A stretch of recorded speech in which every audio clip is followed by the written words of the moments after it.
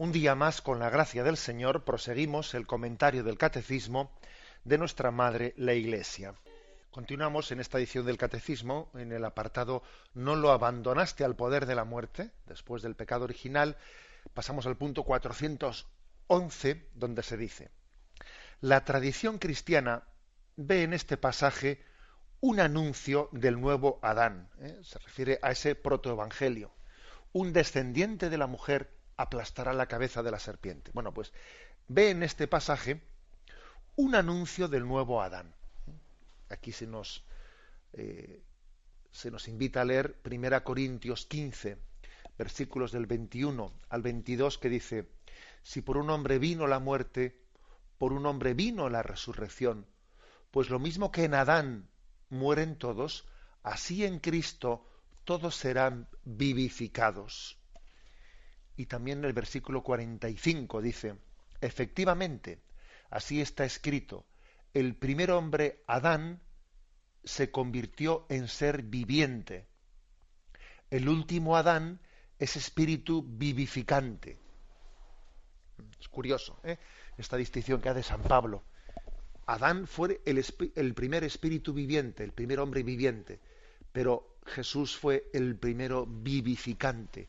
O sea que no solo él vive, sino que da vida eterna. El perdón es vida eterna, es vivificar. Quien perdona da vida, da esperanza. Adán, primer espíritu viviente. Jesucristo, primer espíritu vivificante, primero y el único que es capaz de dar vida. Bien, por lo tanto, uno de los signos de por qué le llamamos protoevangelio a ese primer anuncio, ¿no? Establezco hostilidades entre ti y la mujer, entre tu estirpe y la suya, y un descendiente de la mujer te aplastará la cabeza. Bueno, pues como consecuencia de eso, los padres de la Iglesia llamaron a Jesucristo el nuevo Adán y a María la nueva Eva. Así le llamaron. Por cierto, que cuando uno va a Tierra Santa y en el Monte Calvario, en la iglesia del Santo Sepulcro, ahí está el altar del Calvario.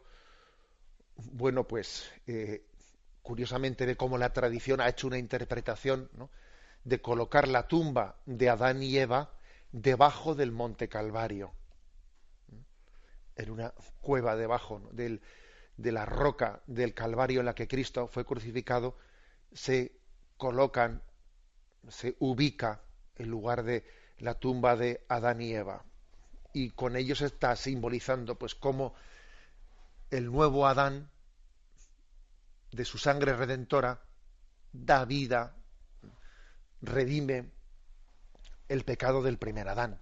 Así se está allí, digamos, gráficamente visualizado, en esa forma de colocar la tumba de Adán y Eva debajo del Monte Calvario.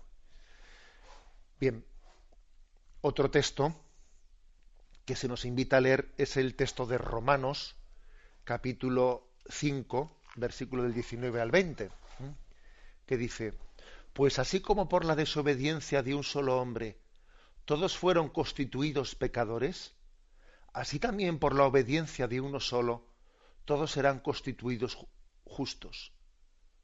Ahora bien, la ley ha intervenido para que abundara el delito, pero donde abundó el pecado, sobreabundó la gracia. Hay que decir que nosotros hemos sido capaces de hacer descubrir en el momento en el que peor hemos podido utilizar nuestra libertad, casi ha sido motivo para, entendedme la expresión, para conocer lo mejor de Dios. Cuando nosotros hemos mostrado lo peor, Él nos ha mostrado lo mejor. Creo que os comenté cuando hablábamos del matrimonio, etcétera, decir que cuando hay crisis matrimoniales y uno de la pareja, sea el marido, sea la mujer, pues está en crisis y no aporta en la pareja lo que debiera de aportar, curiosamente ocurre que cuando uno menos se merece el amor de su esposa o de su esposo, porque está mal y está actuando mal, cuando menos se lo merece, es cuando más lo necesita. curioso, ¿eh? Es así, suele ocurrir en el matrimonio. Mira, cuando alguien, cuando menos se merece, es cuando más está necesitando el amor incondicional. Y algo así nos ocurre a nosotros con Dios, en esta especie de desposorio que tenemos con Él, que cuando hemos pecado, cuando hemos mostrado lo peor de nosotros mismos, en realidad estamos necesitando más que nunca el amor de misericordia, la respuesta, la fidelidad por parte del esposo de nuestra vida, del esposo de nuestra alma. Bueno, pues esto es lo que ocurre en el momento del primer pecado del hombre. Sigo leyendo y dice, por otra parte, numerosos padres y doctores de la Iglesia ven en la mujer anunciada en el protoevangelio la madre de Cristo, María, como una nueva Eva. Ella ha sido la primera y de una manera única se benefició de la victoria sobre el pecado alcanzada por Cristo. Es decir, en María vemos el fruto de la redención. Es como si alguno tuviese la tentación de pensar, sí, pero la redención va a servir de algo. Sí, Dios entrega su vida por el perdón de los pecados, pero ¿cómo lo respondemos? Ya merece la pena el esfuerzo de Dios por llevar a cabo la redención del mundo. A ver, para lo que le vamos a hacer caso, a ver, claro, yo creo que esa tentación de si merece la pena la entrega redentora de Cristo, esa tentación la tuvo que tener Jesús en Gesemaní, cuando él fue tentado de decir, mira, te vas a entregar, ha llegado el momento de tu pasión, para lo que te lo van a agradecer, fíjate cómo te van a responder. Fíjate que a pesar, ojo que Jesús pudo ser tentado perfectamente en estos términos, ¿no? Por parte de Satanás en Gesemaní, en el momento de su pasión, tú vas a entregar tu vida para lo que te lo van a agradecer. Mira a esos que tú que en tu conciencia divina tienes también conocimiento de toda la historia de la redención, mira cómo te lo van a agradecer. Mira cuántos padres, sacerdotes, religiosos te van a ser infieles. Mira el pecado. Es decir, Jesús perfectamente, ¿no?, pudo ser tentado. Entendemos que parte de esa tentación mesiánica que tenía Satanás por apartarle del camino de la cruz era una tentación de intentar hacerle sentir la redención como inútil, ¿no? Como que no iba a tener fruto. Es como si le dijese, mira, tú has creado al hombre libre y ya hayas cometido un error, porque una vez que lo has creado libre, te va a decepcionar, el hombre te va a decepcionar, tú entregas tu vida por él. Pero es una tentación muy fuerte por parte de Satanás a Jesucristo. Y hay que decir que María es la respuesta a esa tentación. María es decir, mira, ha servido la redención. Mira a María, solamente con verle a ella, uno entiende que es una tentación que tenemos que rechazar, la de pensar de que el mal tiene más peso que el bien. La tentación de hacernos creer que en el mundo el mal tiene más fuerza que el bien, que es una tentación muy fuerte, porque a veces cuando uno ve el panorama que le rodea, pues es lo que siente, es lo que percibe, pero es una tentación que hay que desenmascararla. No es verdad que el mal tenga más fuerza que el bien. No es verdad que el pecado triunfe. Y la prueba es María. Mira a María, ¿no?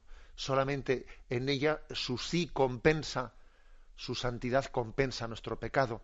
Pero es que además María no es una figura aislada. No, de aislada nada. María no tiene nada de mujer aislada. Ella encabeza el triunfo de la gracia. Pero es que detrás de ella viene un cortejo muy grande. Detrás de ella viene el cortejo de la santidad, viene el cortejo de la Iglesia, que es santa. Aunque esté formada por hombres pecadores, pero es santa. Una santa, católica y apostólica. Y María abre ese cortejo. Entonces cuando Jesús veía la santidad de su madre, detrás de ella veía la santidad de todos los santos de toda la historia de la humanidad.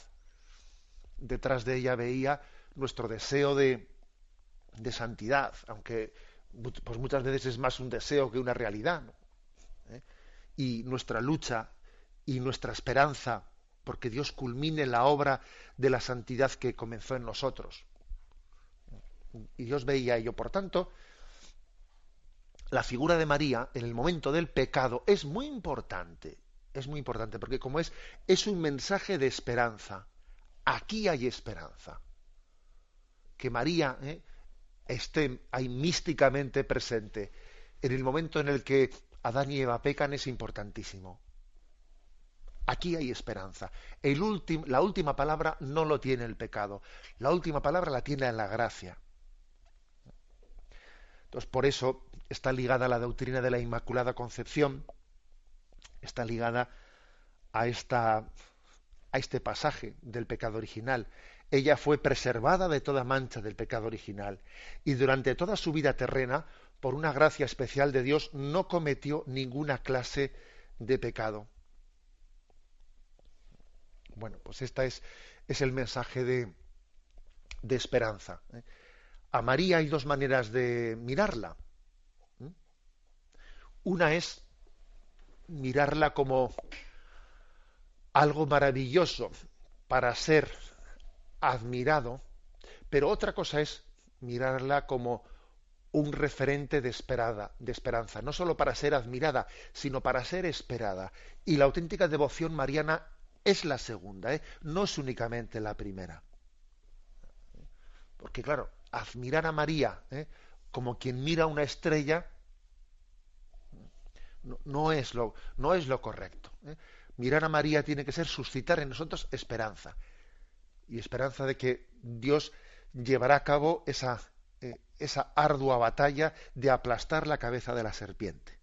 De manera que triunfe la gracia en nosotros. Eso es lo que significa la presencia mística de María en el momento del pecado original. Me despido con la bendición de Dios Todopoderoso, Padre, Hijo y Espíritu Santo. Alabado sea Jesucristo.